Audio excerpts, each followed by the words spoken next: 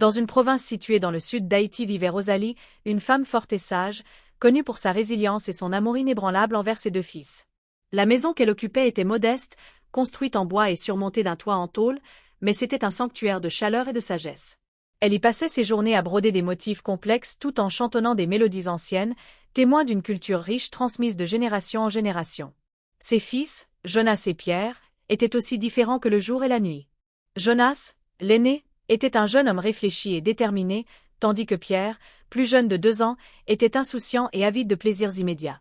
Un matin, alors que le soleil se levait doucement au-dessus des collines, teintant le ciel de nuances d'or et de rose, Rosalie appela ses fils pour leur raconter une histoire importante.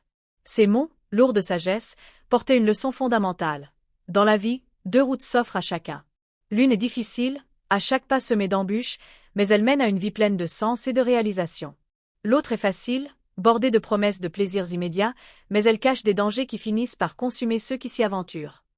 Ses fils l'écoutèrent attentivement, mais chacun interpréta ses paroles à sa manière. Un jour, alors que la famille prenait un repas frugal de riz et de pois rouges, Rosalie décida de leur raconter une légende transmise par leurs ancêtres. Elle parlait de 2 jeunes hommes qui, comme eux, se trouvaient à la croisée des chemins. La route difficile avait mené l'un à une vie de dignité et d'abondance, tandis que la route facile avait conduit l'autre à une fin tragique. Jonas prit cette histoire comme une motivation pour s'améliorer encore, tandis que Pierre y vit simplement un conte parmi tant d'autres, divertissant mais sans conséquence sur sa vie. Quelques jours plus tard, Rosalie appelle ses fils et elle leur dit « Souvenez-vous de cette histoire dont je vous raconte souvent concernant la croisée des chemins. Eh bien, il est temps pour vous d'aller à la rencontre de votre destin, vous êtes assez grand maintenant pour prendre votre vie en main. Demain vous allez partir, gardez cette histoire en tête, la route la plus difficile mène à la ville, arrivez là-bas, vous pourriez travailler et le chemin facile mène à une forêt où vous aurez beaucoup de mal à trouver le chemin du retour. » Ils écoutent les instructions de leur mère, et le lendemain matin ils prennent la route pour une nouvelle aventure. Ils marchèrent pendant 2 jours dans une route droite, jusqu'à ce que les 2 frères se retrouvèrent à une intersection, avec 2 routes. L'une paraissait très accueillante et très facile à emprunter, l'autre paraissait très abrupte, remplie de cailloux rendant la marche difficile.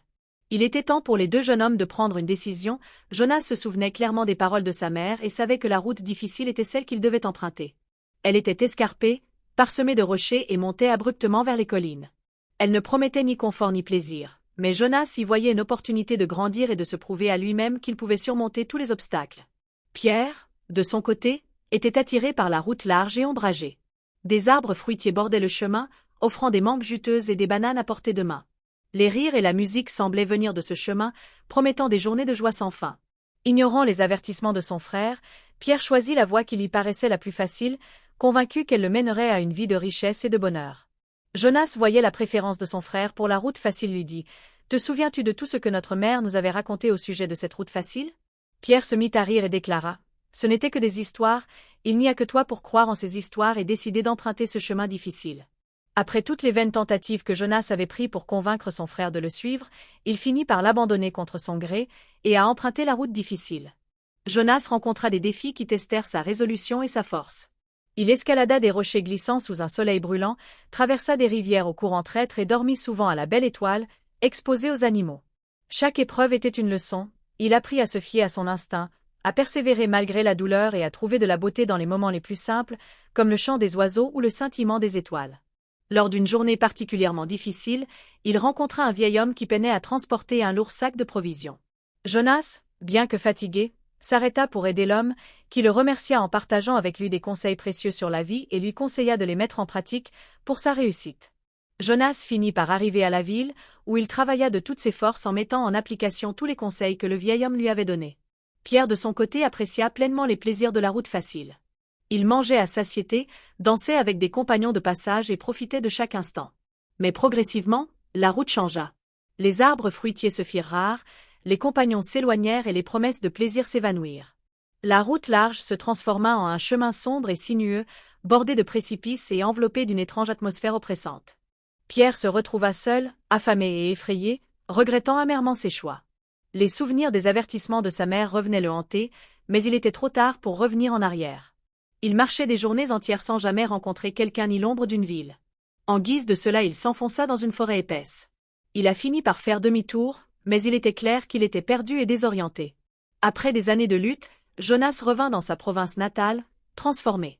Il était devenu un homme sage, respecté pour son courage et son intégrité. Pierre, maigre et usée, arriva peu après, la honte évidente sur son visage. Rosalie les accueillit avec amour, rappelant à Pierre qu'il n'était jamais trop tard pour changer. Jonas tendit la main à Pierre, lui proposant de reconstruire sa vie ensemble.